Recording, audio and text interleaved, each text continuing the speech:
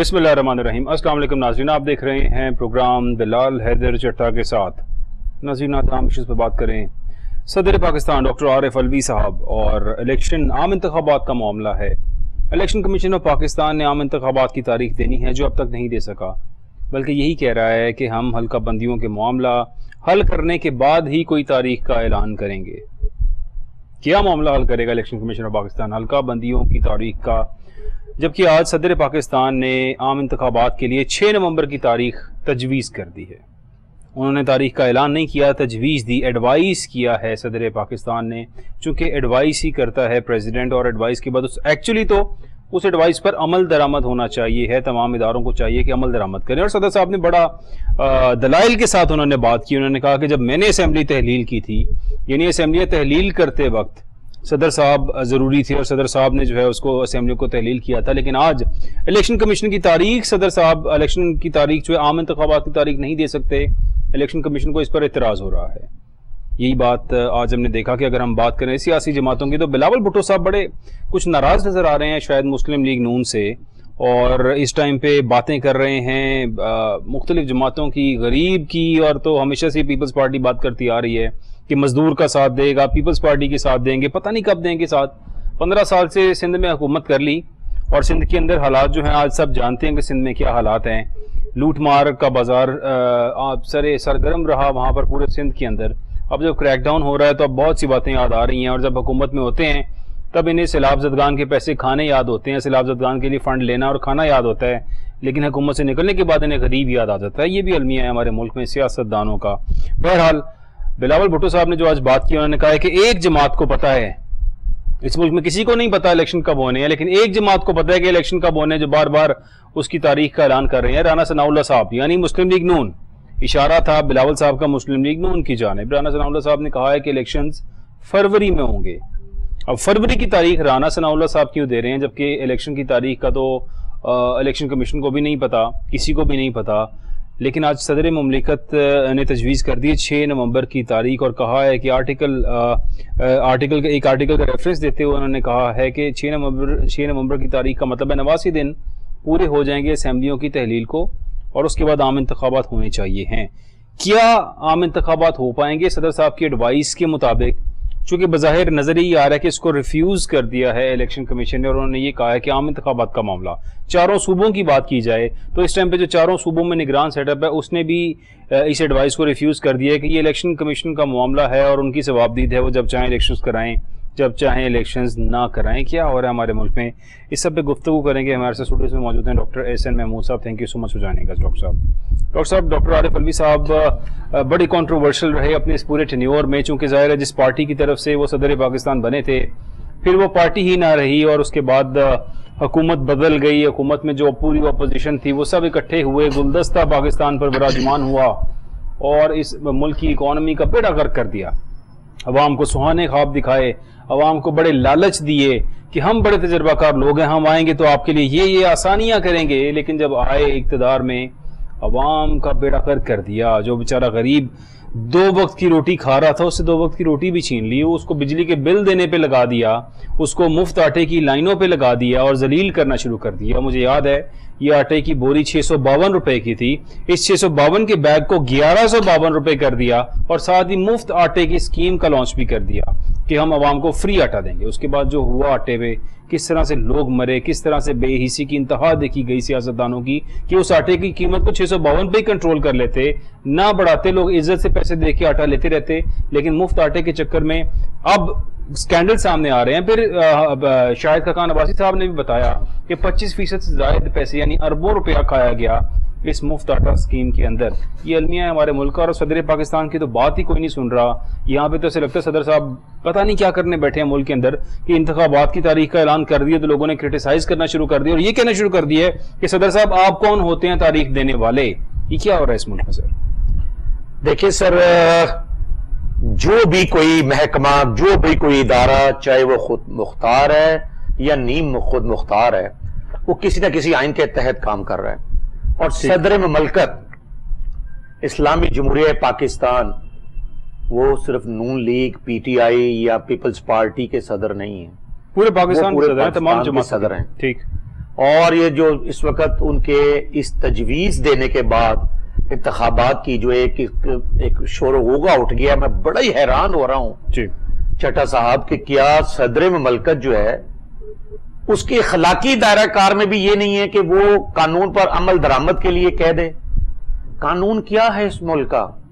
قانون اس ملک کا یہ کہتا ہے کہ پاکستان کے اوپر جی جن کی حکومت ہوگی وہ پاکستان کے منتخب نمائندے ہوں گے اور پارلیمنٹ میں بیٹھے ہوئے ہوں گے۔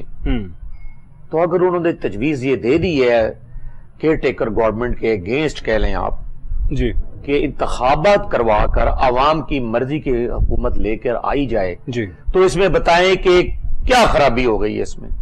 کیا انہوں نے کوئی آسمان ڈھا دیا؟ ایسا کیا ایک ناجائز، کیا غیر اخلاقی بات کہہ دی ہے جس سے ہم نے معیشت بھی جوڑ دی ہے، جس سے ہم نے سیاسی استحکام انتخابات سے آیا کرتا ہے یا انتخابات نہ کروا کر آیا کرتا ہے؟ انتخابات سے، اور ملک کی ضرورت بھی ہے، چونکہ کہا جا رہا ہے کہ ملک کے اندر جب تک سیاسی یعنی انتخابات نہیں ہوں گے، کوئی الیکٹڈ گورنمنٹ نہیں آئے گی، کس طرح سے پاکستان کے اندر ایف ڈی آئی آئے گی، کس طرح سے یہاں پہ ڈالرز آئیں گے، کیسے باقی تمام ممالک کا جو پاکستان میں انویسٹمنٹ کرنا چاہتے ہیں، جو یہاں پہ اس ملک کے ساتھ کوئی بہتری کرنا چاہتے ہیں، وہ کس طرح سے ٹرسٹ کریں گے، کس پہ ٹرسٹ کریں گے؟ نگران حکومت پہ تو کوئی ٹرسٹ نہیں کرے گا سر اس طرح سے۔ دیکھیں اگر کل کو یہ ہو جائے کہ چیئرمین پی آئی اے کہے کہ میں نے تو میرا کام تو طیارے اڑانا تھا، میں نے طیارے اڑنے نہیں دینے، کل کو چیئرمین سی ڈی اے یا ایل ڈی اے کہے کہ میرا کام تو یہ تھا ڈیولپمنٹ کرنی اور پلاٹس کی ٹرانسفر اور ساری چیزیں، اور وہ میں نہیں کرنے دوں گا، کل کو وہ کوئی بھی ادارہ یہ نادرا یہ کہہ دے کہ میرا کام تو در حقیقت یہ تھا کہ میں لوگوں کو سی این آئی سی بنا کے دوں اور نادرا سہولیات انہیں فراہم کروں، وہ کہیں یہ میں سہولیات نہیں کرنے دوں گا، تو یہ تو کوئی بات نہیں ہوئی کہ اگر اس کو کہا جائے کہ آپ اپنے فرائض انجام دیں تو اس کو آپ کہیں کہ جی آپ کا قانونی حق نہیں بنتا۔ دوسری بات یہ ہے کہ الیکشن کمیشن جو ہے نا، اس میں ایک اس کا طرز عمل جو کچھ مہینوں سے چل رہا ہے وہ یہی ہے کہ سپریم کورٹ کے احکامات کے باوجود، عوامی مطالبات کے باوجود، آئینی تقاضوں کے باوجود اس کا ایک ہی استدلال ہے کہ جی سارا کچھ ملک میں ہو سکتا ہے، ہڑتالیں ہو سکتی ہیں، ان کو 1-1 ارب روپیہ ایم این ایز کو مل سکتا ہے، سارے ترقیاتی فنڈز بجٹ میں رکھے جا سکتے ہیں، بجٹ منظور ہو سکتا ہے، اس کے بعد ترمیمی بل منظور ہو سکتے ہیں، لوگوں کے لیے سکیمز ہو سکتی ہیں، مختلف قسم کے منصوبے بن سکتے ہیں۔ اگر نہیں ہو سکتا پاکستان میں تو صرف ایک الیکشن نہیں ہو سکتا، جس کو کروانے کے لیے الیکشن کمیشن بنایا گیا ہے۔ اب آپ یہ یاد رکھیے گا چٹا صاحب، آج یہ پروگرام اس کا وقت نوٹ کر لیں، مورخ یہ لکھے گا، شاید میں ہوں یا نہ ہوں، آپ ہوں، کہ پاکستان میں جو قومی جرائم ہیں، ان قومی جرائم کی فہرست میں ایک جرم یہ بھی ہوگا کہ انتخابات کو جان بوجھ کر تاخیر کا شکار بنایا گیا، اور یہ اسٹیبلش کیسے ہوگا، اس کے خلاف گواہ کون سے ہوں گے؟ یہ جو آج ایک پیپر دیا ہے پریزیڈنٹ نے تجویز کا، یہ ایک بہت بڑی دلیل ہوگی الیکشن کمیشن کے خلاف۔ کل کو اگر کوئی انکوائری ہوتی ہے یا کوئی کمیشن بیٹھتا ہے تو وہ بہت بڑی دلیل ہوگی کہ صدر مملکت تک فرما رہے تھے، وہ بھی عرض کر رہے تھے الیکشن کمیشن کو کہ خدا کے لیے عوام کو ان کے ووٹ کا حق دے دو، عوام انتخابات مانگ رہے ہیں، عوام کا مطالبہ ہے کہ انتخابات ہوں، آئین کہتا ہے کہ پاکستان میں جمہوری منتخب حکومت ہو، آئین کہتا ہے کہ 90 دن بعد انتخابات ہونے چاہیے حکومت کے تحلیل ہونے کے بعد، آئین کہتا ہے کہ فلاں تاریخ کو اگر حکومت تحلیل ہو چکی ہے تو اس سے دن گن کر آپ انتخابات کا اناؤنسمنٹ کریں۔ اگر آپ کسی بھی بات کو یہ بہانہ بنا کر، دنیا کی تاریخ گواہ ہے چٹا صاحب، زلزلے، بوچال، سیلاب، آفات، سر ابھی ہمارے سامنے ریسنٹ ترکی کی ایگزامپل ہے، جب ترکی کے اندر زلزلہ آیا اور اس قدر خوفناک زلزلہ تھا کہ وہاں پہ ہزاروں جانیں جو ہیں وہ گئی اور ان کی میرا خیال بلینز آف ڈالرز میں جو ہے وہاں پہ تباہی ہوئی، اس کا یعنی کہ اندازہ لگایا گیا تو کوئی 40-50 بلین ڈالر کے قریب نقصانات ہوئے ترکی میں۔ پھر بھی طیب اردوان تھے، انہوں نے کہا صدر جو الیکشنز کی تاریخ ہے ایک دن بھی آگے نہیں جائے گی، ہم اس ایمرجنسی کی اسٹیٹ کے اندر ہی الیکشنز بھی کریں گے وہاں پہ، یعنی ایمرجنسی کا نفاذ ہوا تھا اس ملک میں اور پھر بھی انتخابات ہوئے۔ تو پھر ہمارے سامنے جب ایسے ایگزامپلز ہیں اس کے باوجود پھر یہ کیا ہو رہا ہے کہ آج صدر کے خط کا مقصد، کہا یہ جا رہا ہے کہ صدر کے خط کا جو مقصد تھا وہ ملک کے اندر سیاسی و معاشی عدم استحکام پیدا کرنا تھا۔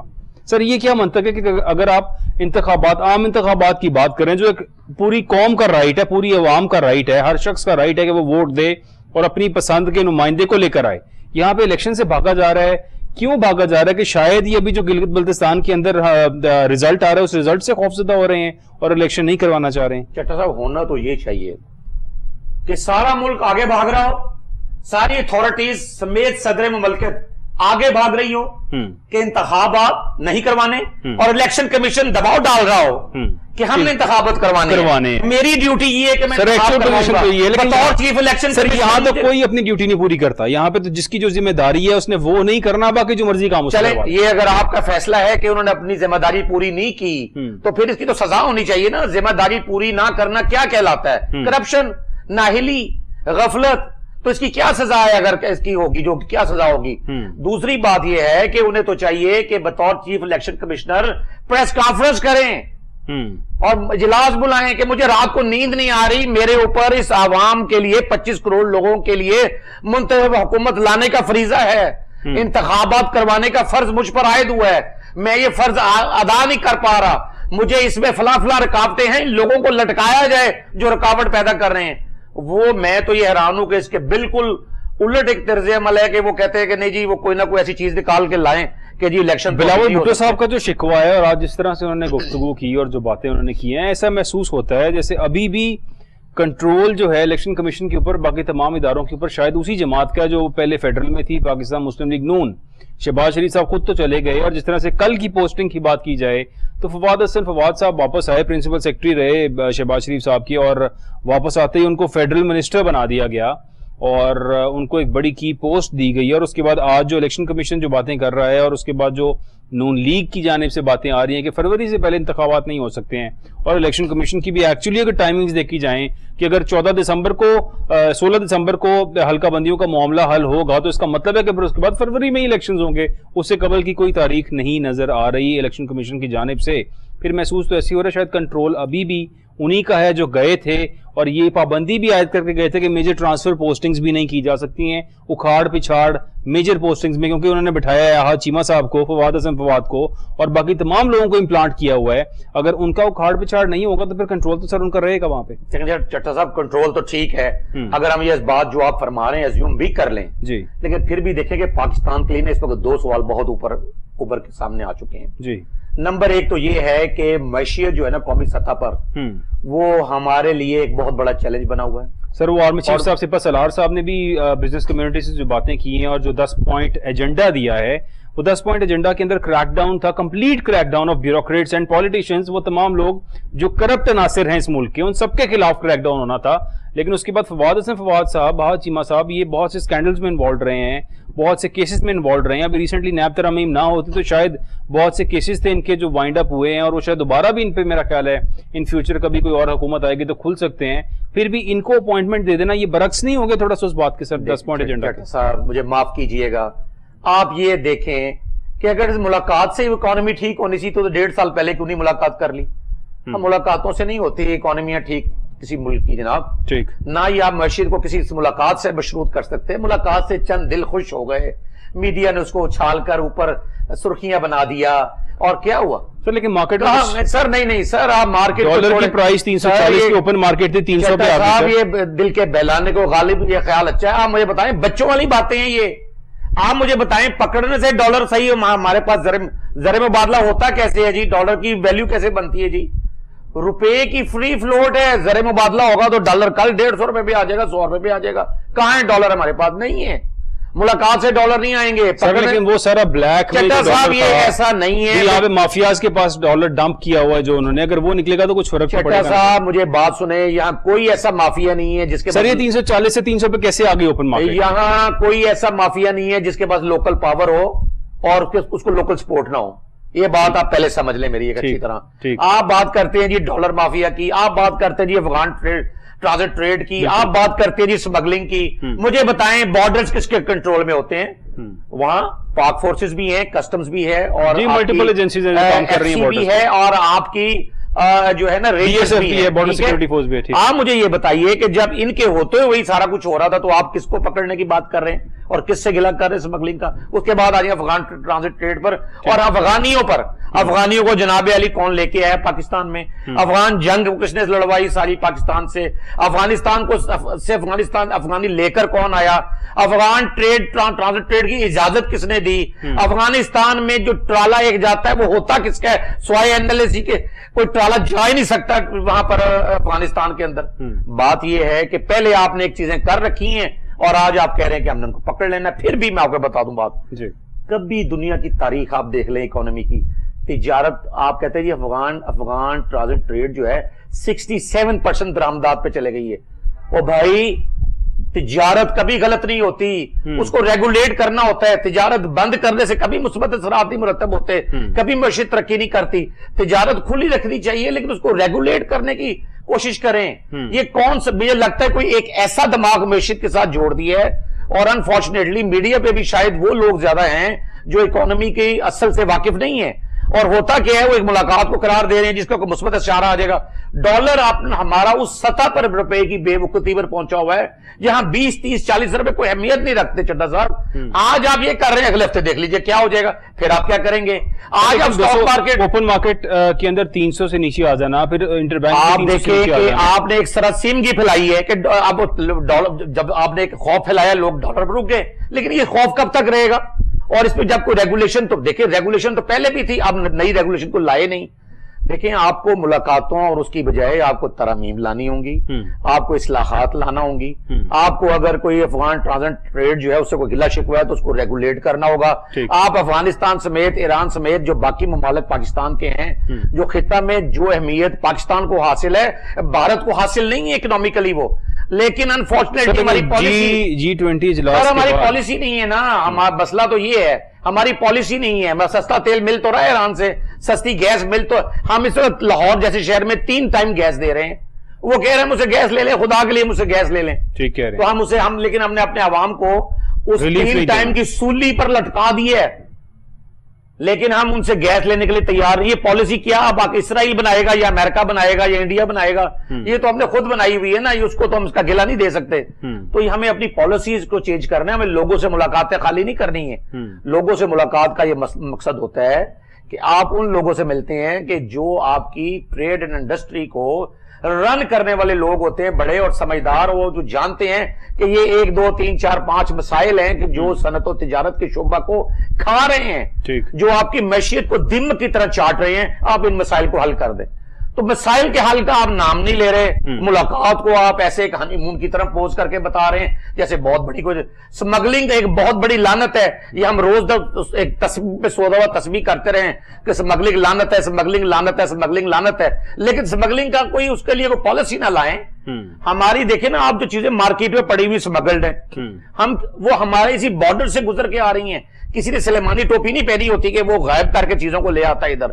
हम जिस तरह दुनिया में, अच्छा दूसरा एक और चट्टा साहब याद रखिएगा जी, बॉर्डर्स पे स्मगलिंग को कैसे रोकना है, इसमें चीन का एक बहुत बड़ा मॉडल है जो बिल्कुल हमारा हमसाया मुल्क है। उसके बाद एक मॉडल हम यूएसए का भी ले सकते हैं, ठीक। उसके बाद एक कनाडा का भी ले सकते हैं हम, ऑस्ट्रेलिया, यूके, ये सारे मॉडल्स जो है ना हम एक डिस्क्राइब हुए पड़े हुए हैं, ठीक। और हमारे पास अपने मॉडल्स भी आ सकते हैं कि हम ये कल से स्मगलिंग को इस तरह खात्मा कर सकते हैं। हम अपनी जो एक जरूरी इन्वेंट्री है उसको डिजिटलाइज कर सकते हैं। हम बॉर्डर से इन्वेंट्री को डिजिटलाइज कर सकते हैं कि इसको एक जो है ना एक बार कोड दे दिया गया है, यही बार कोड मार्केट में यूज होगा। एक सुई भी हम स्मगल्ड जो है होने से रोक सकते हैं, ठीक। प्रॉब्लम यह है कि जब ऊपर से लेकर नीचे तक लोग मिलकर स्मगलिंग करवाएंगे तो फिर हम माफिया को कसूरवार नहीं ठहरा सकते। माफिया तो पैदा ही तब होते हैं जब हम एक रुकावट खड़ी करते हैं, उस रुकावट का हल निकालने के लिए कुछ लोग आते हैं और उसके बाद वो लेन देन होता है और हम कहते हैं एक माफिया बन गया है। एक देखिए, इसी तरह आप देखें बिजली चोरी क्यों होती है, हम कहते हैं चोरी, बिजली चोरी हुई है। बिजली चोरी की बात आज इस बात से करेंगे कि यहाँ पे आज IMF के साथ, चूंकि हुकूमत जो है बड़ी देर से अवाम को लारा लॉलीपॉप दिया हुआ था कि हम IMF से मुज़ाकरात कर रहे हैं अवाम को रिलीफ देने के लिए, और आज क्या हुआ कि बिजली बिलों में रिलीफ पर पेशरफ्त ना हो सकी, बल्कि उल्टा IMF ने सनतों से मुराद वापस लेने का मुतालबा कर दिया। देखें, IMF जो है उसका यह मुतालबा बिल्कुल दुरुस्त है कि आप सब्सिडीज ना दें, ٹھیک دنیا میں چٹا صاحب کہیں بھی سبسڈی کا انرجی میں تصور نہیں ہے. ٹھیک ہے. لیکن ہوتا کیا ہے کہ انرجی ایک بنیادی ضرورت ہے. آپ ایٹم بم بنا لیتے ہیں, آپ طیارہ بنا رہے ہیں, آپ ایٹامک انرجی آپ کے پاس ہے, آپ کے پاس اس وقت دنیا کی ہر چیز ہے, لیکن آپ کہتے ہیں جی ہم کالا باغ ڈیم نہیں بننے دیں گے. کیسا ظلم ہے؟ آپ کہتے ہیں جی کہ ہم چھوٹے چھوٹے ڈیمز اس ملک میں نہیں بننے دیں گے. عامر بادشاہ کی بات آپ کریں, کہتے ہیں جی کہ ہم نے ہائیڈل پاور کو ہے اس کو ترجیح ہی نہیں دینی. 76 ایئرز ہم نے یہ سب کچھ کیا ہے. یہی بلاول بھٹو کے نانا تھے جنہوں نے یہ کہا کہ آج صبح جب یہ لوگ اٹھیں تو جس کی جو صنعت ہوگی, جس کا کوئی سکول ہوگا, جس کا کوئی پرائیویٹ کالج ہوگا, جس کی کوئی پرائیویٹ فیکٹری ہوگی, جس کی کوئی پرائیویٹ کوئی سائیکل بنانے کا یا کوئی سوئی بنانے کا کارخانہ لگایا ہوا ہے, کوئی ٹوائے بنانے کا لگایا ہوا ہے, وہ صبح اس کا نہیں رہے گا. لوگوں کو فالج ہو گئے, لوگوں کو برین ہیمبریج ہو گئے کہ وہ صبح اٹھے تو وہ اس ادارے کے مالک نہیں تھے. یہ کارنامہ جناب بلاول بھٹو زرداری صاحب کے معروف شہید نانا ذوالفقار علی بھٹو صاحب نے انجام دیا تھا نیشنلائزیشن کا. اور اس کے بعد پاکستان کی تاریخ گواہ ہے کہ پاکستان وہ ملک کہ جس کی ترقی کے لیے کوریا, چائنا اور جاپان سے لوگ آتے تھے, جنہوں نے اس ماڈل کو اڈاپٹ کرنے کے لیے, جنہوں نے قطر ایئر لائن کے اور ایمریٹس ایئر لائن جس کو آج لوگ بنانے والے اٹھا کر دیکھتے ہیں, اس کی تربیت کے لیے لوگ پاکستان آئے. تو آپ مجھے بتائیں کہ ہم نے اس نیشنلائزیشن کے اقدام سے اس کا حال یہ کیا ہے کہ آج ہمارے ادارے پی آئی اے اسٹیل ملز وہ اربوں خربوں روپیہ سالانہ کھانے کے محتاج ہو چکے ہیں. سر اب تو پی آئی اے کے یہ حالات ہو گئے کہ ان کے پاس پیسے بھی نہیں ہیں اور وہ کہہ رہے ہیں ہمارے پاس فنڈز بھی نہیں ہے کہ ہم فلائٹ آپریشن کہاں سے کنٹینیو رکھیں. چٹا صاحب میں ایک منت کرتا ہوں نگران حکومت سے کہ پی آئی اے کو بند کر دیں, کھول دیں پرائیویٹ سیکٹر کو, پرائیویٹ پبلک پارٹنرشپ پہ کام کرنے دیں. آپ ان سے کہیں کہ آدھا سرمایہ لائیں, آدھا حکومت لگائے گی, اور آپ اس میں ان کو اختیار دیں. سر یہ 10 پوائنٹ ایجنڈا جو سپاہ سالار نے دیا اس کے اندر یہ بھی ویسے شامل ہے. سر دیکھیں میری بات سنیں چٹا صاحب, تمام وہ ادارے جو خسارے میں ہیں ان کی جو ہے پرائیویٹائزیشن کی جائے گی. چٹا صاحب جب تک ہم حقیقت کو فیس نہیں کریں گے, مجھے آپ بتائیں سیمنٹ پرائیویٹ ادارے ہیں, کسی کو نقصان ہوتا ہے کسی مالک کو؟ کسی کو بھی نہیں. بینک سر private air line Shahid Khaqan Abbasi صاحب کی ایئر بلو کی بات کی جائے یا اور ایئر لائنز کی بات کی جائے, ایئر سیال کی بات کی جائے, سب سرین ایئر لائن ہے, سرین بھی پروفٹ میں, سب پروفٹ میں, صرف پی آئی اے نقصان میں. آپ یہ دیکھیں کہ آپ صرف پی آئی کی بات نہ کریں, آپ پاکستان میں کوئی بھی بڑا بزنس دیکھ لیں, ان کو پوچھ لیں وہ کوئی نقصان میں ہے, تو آپ انہیں لوگوں کو دے دیں نا. آپ ہی نہیں کہیں کہ چلا کے دکھائیں. آپ مجھے بتائیں کہ جو میاں صاحب کی جو تھی فیکٹریاں وہ بھی نیشنلائزیشن کا شکار ہوئی تھی, تبھی وہ کہتے ہیں ہم سیاست میں آئے. کیا کوئی جن کی سٹیل ملز چل رہی ہیں وہ نقصان میں چل رہی ہیں, تو قومی سٹیل مل کیوں نقصان میں ہے؟ تو اس لیے آپ سے میری گزارش ہے کہ ایک حقیقت پر آئیں. یہ جو آپ کی جو انتظامیہ ہے, سو کالڈ جو کالونیل ایڈمنسٹریشن ہے, وہ اس قابل نہیں ہے کہ وہ اکنامک ریزلٹس پروڈیوس کر سکے. اور دوسرا چٹا صاحب مجھے یہ بات ایک کہنے دیں کہ پاکستان کو اب افسر شاہی کی نہیں مینیجرز کی ضرورت ہے. یہ ہمارے آقا ہیں, ہم انہیں سلام کرنے پہ مجبور ہیں, ان سے اجازت نامے لینے پر مجبور ہیں. انڈیا نے یہ اجازت ناموں سے جان چھڑوا کر, ایڈ او سی سے جان چھڑوا کر یہ اکنامک ترقی کی ہے. ہمیں خدا رہا اس میں نہ پھنسایا جائے. آج قوم کو افسران بالا کی نہیں بلکہ مینیجرز کی ضرورت ہے جو کہ ملک و قوم کی معیشت کو مینج کر سکیں. آج یہ ملک جو ہے وہ اکنامکلی ایک لاکڈ کنٹری ہے, جو ملاقاتوں سے یہ لاک نہیں کھلیں گے, نہ ہی یہ لاک جو ہیں وہ کسی اعلان کرنے سے کھلیں گے کہ آپ ڈالر آج یہ نہیں کریں گے, اسمگلنگ نہیں کریں گے. آپ کو ہنگامی بنیادوں پر محنت کرنا ہوگی, آپ کو ایکسپرٹس بلانا ہوں گے, آپ کو اس کے اوپر کامیاب کرنے کے لیے مینیجرز بٹھانا ہوں گے, اور آپ کو فول پروف جو سسٹم جو آلریڈی کنٹری میں تو نہیں لیکن دنیا میں ایگزسٹ کر رہے ہیں وہ یہاں لا کر ان پر امپلیمنٹ کروانا ہوگا. بڑے افسوس سے کہتا ہوں چٹا صاحب, آپ کے اس پروگرام کے توسط سے یہ بات میں کہہ رہا ہوں کہ بڑے افسوس کی بات ہے کہ پکڑ دکڑ کی بات ہو رہی ہے, مار داڑ کی بات ہو رہی ہے, سنسنی پھیلانے کی بات ہو رہی ہے.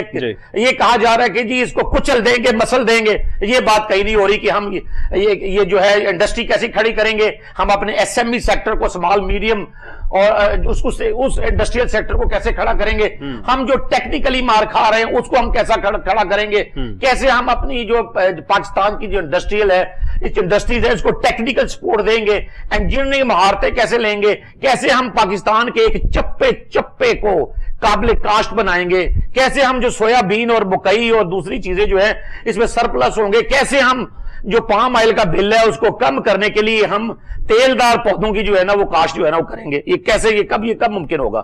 اور یہ دیکھیں کہ جو آپ کا جو سب سے بڑا بل ہے گاڑیوں کے سپیئر پارٹس کے بعد, جو آپ کے ایکسپورٹ کا جو سب سے بڑا جو امپورٹ کا بل ہے وہ آپ کے گاڑیوں کے پارٹس کے بعد جو ہے نا وہ آپ کا یہ خوردنی تیل کا ہے, پام آئل کا ہے. تو آپ بتائیں کہ آپ کیوں نہیں یہ خضدار, پنجگور, ادھر جوجوبا, پام آئل اور پتہ نہیں زیتون, تو مطلب وہاں پہ جگہ پہ کاشت ترک شروع ہو گیا ہے, پر اس کی سرپرستی کرے نا. ایک ٹاسک دے ان بابوؤں کو, ان افسر شاہی کو جو کہتے ہیں جی کہ ہم اس ضلع کے مالکان کو کہتا ہے میں تحصیل کا مالک ہوں, کوئی کہتا ہے میں اس ڈویژن کا مالک ہوں, ان مالکان سے کہیں کہ گزارش ہے آپ سے کہ ملک کا دیوالیہ نکل چکا ہے, تو آپ اپنی توجہ جو ہے نا یہ لاک کرنے پہ اور ہر بات کا جی میں سیل کر دوں گا, میں اس کو بند کر دوں گا, میں ان کو پکڑ لوں گا, میں ان کو دکڑ لوں گا. مالکان کو کانٹریکٹ دیں گے, مزید پیسہ دیں گے تو وہ مزید امیر خود سے ہو جائیں گے, کام تو پھر وہیں کا وہیں رہے گا. سر کانٹریکٹ نہیں دینا, ان کی آپ فرائض کے یہاں کاشت کروائیں.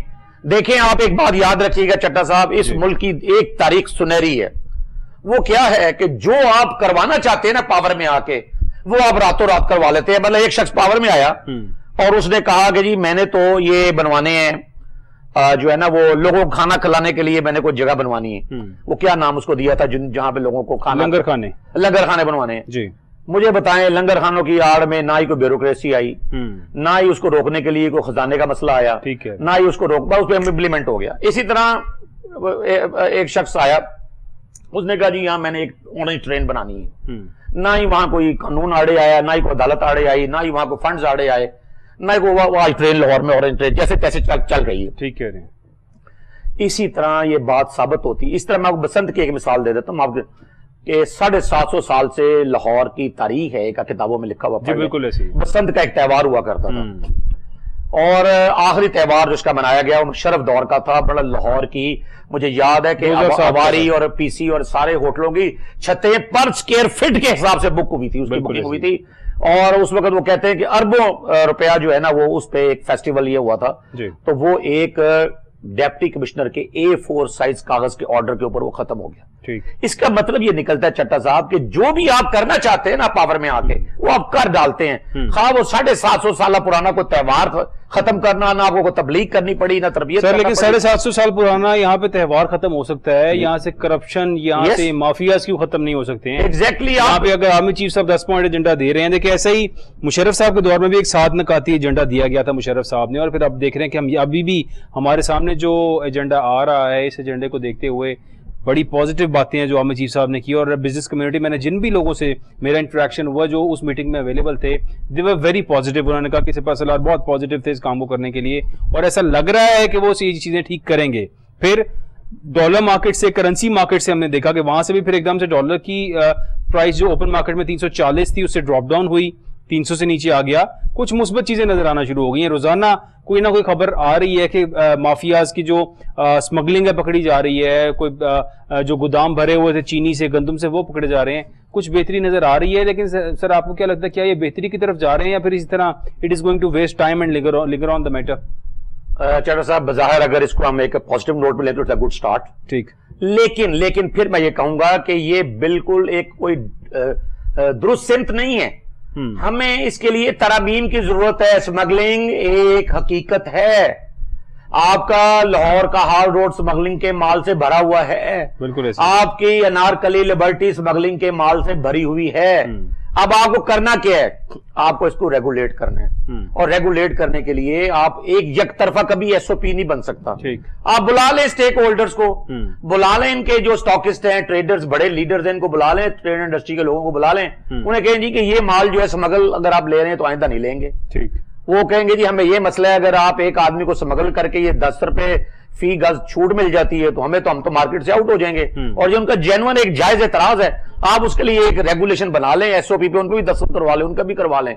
اور وہاں جو ایک بھتہ مافیا جو آپ نے اسمگلنگ کی جو جڑ ہے نا, وہ ایک ہمارے پاس ایک ایسی پاور سیکٹر ہے بارڈرز کے اوپر کہ جو تنخواہ پر گزارا نہیں کرنا چاہتے. اب وہ ایک تیسرا فریق ہے. اگر آپ اسے کہیں آپ کسی حکم نامنے سے اس کو ٹھیک کر لیں گے تو میں تو سمجھتا ہوں کہ یہ ممکن نہیں ہے. اگر آپ سمجھتے ہیں کہ آپ محض انہیں ڈرا کر کو 2-4 پرچے دے کے کسی 2-4 آفیسرز کو ہتھ کڑیاں لگوا کے انہیں ٹھیک کر لیں گے تو یہ بھی ایک ڈنگ ٹپاؤ کام ہوگا. کرنا کیا ہوگا؟ کرنا یہی ہوگا کہ جیسے ان 2 فریقین کو آپ نے بلایا ٹھیک اور ان کو آپ نے ایس او پی کے لیے تجاویز لیں، بٹھا دیا، باہر سے تالا لگا دیں ہال کے باہر کہ 2 یا 3 دن جب تک یہ مکمل نہیں ہوتا باہر نہیں جا سکتے. ان کو بھی ایک تیسرے فریق کو بھی آپ طلب کر لیں، ان سے پوچھیں کہ یہ جو چیزیں ہم نے ہو رہی ہیں اگر آپ کا جو سسٹم ہے اس کو یہ فالو کرنے کے لیے تیار نہیں ہے تو ہم ایک نیا سسٹم لے کے آ رہے ہیں جس میں پھر بندے بھی نئے ہوں گے. ٹھیک ہے، اور آپ وہ لے آئیں. اور یہ میں آپ کو بتاؤں کہ یہ سسٹم بنے ہوئے ہیں دنیا میں. آپ کی کوئی چیز بھی، اب تو ایسے سکینر آ گئے ہیں چٹا صاحب کہ جو آپ کو وہاں ایک ہی دفعہ لگانا ہے جی وہ پورے کنٹینر میں سے آپ کو بتا دے گا کہ وہ نصب ہے. اگر آپ دیکھیں، اگر وزٹ کیا ہو آپ نے چمن بارڈر سائٹ پہ گئے ہو یا ادھر گئے ہو تو میں نے آئی ہیو سین دیر وہاں پہ وہ سکینرز نصب ہے لیکن بند پڑے ہیں، اس سے کوئی سکیننگ ہو ہی نہیں رہی وہاں پہ. دیکھیں ہاں یہ اب مشینریز اویلیبل، میں نے خود اپنی آنکھوں سے دیکھی ہے، چمن بارڈر پہ بھی دیکھی ہے، ترکم پہ بھی دیکھی ہے میں نے سر. ویری گڈ پوائنٹ چٹا صاحب، یہی بات میں آپ کو کہنے کی کوشش کر رہا ہوں. دیکھیں نا بند وہ کسی نے کروا دیے نا، اس کو آپ دیکھیں نا ایکس رے مشین اگر ہاسپٹل میں خراب ہو گئی ہے، اگر وہاں پر آپ کا ڈائلسس کرنے والی مشین خراب ہو گئی ہے یا آپ کی سی ٹی سکین کرنے والی خراب ہو گئی ہے تو کسی نے خراب ہونے دی ہے سر. وہ اس کو ٹھیک نہیں کروا رہا، ٹھیک تھا بھی تو بھی اسمگلنگ ہو رہی تھی. میں آپ سے یہی کریں گے کیا؟ سکینرز لگنے کے باوجود بھی حالات تو وہی چل رہے ہیں. سکینر ایک ایلیمنٹ ہے نا، آپ سکینر پہ سارا کچھ نہ ڈال دیں. سکینر ایک ہیلپ ہے. اب آپ نے which is already available.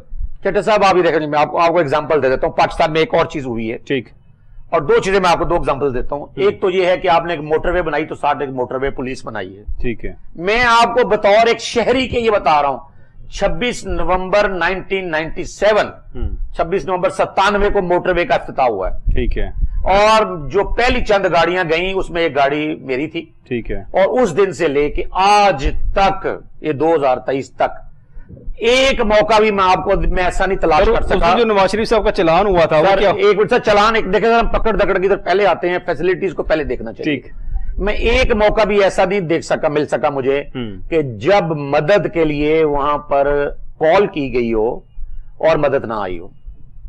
اگر یہ سسٹم ہم بنا سکتے ہیں ایک موٹر وے پولیس پہ، ٹھیک ہے، اور ایک نئی موٹر وے پولیس ہمیں لانا پڑی، اس کے لیے ہم نے دوسری وہ والی پولیس ادھر نہیں لگا دی، اور جس میں رشوت کا فیکٹر بھی نہ ہونے کے برابر ہے. کبھی سنا ہی نہیں ایسا سر. میں کہہ رہا ہوں ایک واقعہ ایسا نہیں ہے، ایک واقعہ بھی نہیں ہے. ایک واقعہ ایسا نہیں ہے. میں اس کا فریکوینٹ ٹریولر ہوں موٹر وے کا. ٹھیک کہہ رہے ہیں. تو ایک واقعہ پوری 26 نومبر 97 سے لے کے آج 2023 تک ایک واقعہ ایسا نہیں ہے کہ جب انہوں نے کہا ہو کہ ہم نے مدد نہیں کرنی پہلے آپ فون کروا لیں یا سفارش کروا لیں. جی بالکل ایسی ہے. نہ یہ کبھی کہا ہے کہ ہمیں رشوت دیں گے تو گزریں گے آپ، ورنہ آپ اچھلام کر دیں گے. ایسا کوئی واقعہ نہیں. اور یہ کیا پریمیسز اس کی جو ہے موٹر وے کی پاکستان کی حدود میں نہیں ہے. اسی طرح آپ ایک نیشنل بینک لے لیں اور ایک آپ لے لیں اسٹینڈرڈ چارٹرڈ بینک کی مثال. ٹھیک کہہ رہے ہیں سر. دونوں میں پاکستانی لوگ کام کر رہے ہیں لیکن زمین آسمان کا اس کی سروس آپ دیکھ لیں اور اس کی آپ سروس دیکھ لیں، اس کے نتائج دیکھ لیں اور اس کا ریونیو اور نتائج دیکھ لیں. سر خدا را اس بات کو سمجھنے کی کوشش کرے کہ ہم نے وہ جو ایک تھرڈ فیکٹر بارڈرز کے اوپر ہے اس کو بھی ایز اے سٹیک ہولڈر لینا پڑے گا کہ آپ کی تنخواہ تو اس قابل نہیں تھی. وہ آپ نے اپنے دائرہ کار کو بڑھاتے اتنا کر لیا کہ آپ ایک گلاس بھی جو ہے نا وہ آتا تو سمگل ہو کے آتا ہے. تو اب آپ نے اس کو دور کرنا نا تو اس کا 2 ہی طریقے نا. ایک تو آپ موٹر وے پولیس والا ماڈل لے لیں، ٹھیک، نئے لوگ لیں، 2 ماہ میں نئے لوگ آ جاتے ہیں، ان کو ٹرینڈ کریں، انہوں نے بتائیں. اتنے ماسٹرز لوگ پاکستان میں نوجوان بھٹک رہے ہیں ماسٹر ڈگریوں کے ساتھ. آپ انہیں لے انہیں ٹریننگ کریں کہ آپ کو یہ فیسلٹیز، یہ جاب، یہ سٹرکچر ہے، یہ آپ کی یونیفارم ہے، نہ فوج ہے نہ کوئی اور ہے کچھ ہے، یہ آپ اسمگل نہیں ہونی چاہیے. میں دیکھتا ہوں اسمگل کیسے ہو رہا ہے. سر جو بلاول بھٹو صاحب بول رہے ہیں اب، اور بڑا ایک anti P M L N دوبارہ سے سٹینس، ایک نیریٹو جو ہمیشہ سے ان کا رہا ہے اور اب دوبارہ گرو کرتا نظر آ رہا ہے. آپ کو کیا لگتا ہے یہ دبئی کی ملاقاتوں کے بعد کا امپیکٹ ہے؟ کیا یہ وہاں پلان کر کے آئے تھے کہ ہم نے پھر سے ایک دوسرے کو ملائن کرنا شروع کرنا ہے کہ رانا ثناء اللہ صاحب نے 14 لاکھ ٹن چینی اسمگل کر دی، پیپلز پارٹی کے رہنما یہ کہہ رہے ہیں، پھر یہاں سے اربوں کی کرپشن میں انوالوڈ رہے رانا ثناء اللہ صاحب، اسحاق ڈار صاحب اور باقی تمام لوگ یہ سب باتیں کر رہے ہیں. اور آج بلاول صاحب نے پھر جو کہہ دیا کہ ایک ہی جماعت جو پاکستان مسلم لیگ نون ہے اس کو پتہ ہے انتخابات کب ہونے ہیں، وہ فروری کی تاریخ دے رہی ہے اور تو کوئی دے ہی نہیں رہا، کسی کو پتہ ہی نہیں ہے. How do you take this situation? چٹا صاحب دیکھیں، جب پی ڈی ایم بنی ہے کوئی شخص بھی اس کے حوالے سے آج تک یہ ٹی وی پر آ کر نہیں کہہ سکا کہ پاکستان پیپلز پارٹی اور پاکستان مسلم لیگ نون دونوں ایک پیج پر ہیں. وہ تو پی ڈی ایم کا حصہ رہنے سے بعد میں مکر گئی. ٹھیک ہے جی. اب آپ یہ دیکھیں کہ دونوں کے نظریات، سیاسی نظریات بھی مختلف ہیں. ٹھیک، دونوں ماضی میں ایک دوسرے کا گریبان پھاڑنے، پیٹ پھاڑنے کی باتیں بھی کرتے رہے ہیں. سڑکوں پر گھسیٹنے کی باتیں بھی کرتے رہے ہیں اور دونوں ہی ایک دوسرے کے خلاف مقدمات بھی بناتے رہے ہیں. ٹھیک. اب یہ جیسا تیسا انہوں نے ایک دور تھا ایک کاٹ لیا, مقدمات ختم کروا لیے. اپنے جو پیپلز پارٹی کے کچھ قائدین تھے کہ جو نیب کے زیر طاب تھے, کچھ اینٹی کرپشن کے, کچھ ایف آئی اے کے, وہ مقدمات ختم ہو گئے. ادھر سے پاکستان مسلم لیگ نون کے جو قائدین تھے ان کے خلاف مقدمات تھے وہ ختم ہو گئے. تو یہ ایک تعلق جو تھا نا, یہ ایک مقدمات کے ختم کروانے کے مفادات پر مبنی تعلق تھا. بس اس بات کو میں یہیں سے کنٹینیو کروں گا. ناظرین, I have to take a short break here. Stay with us. We'll be right back.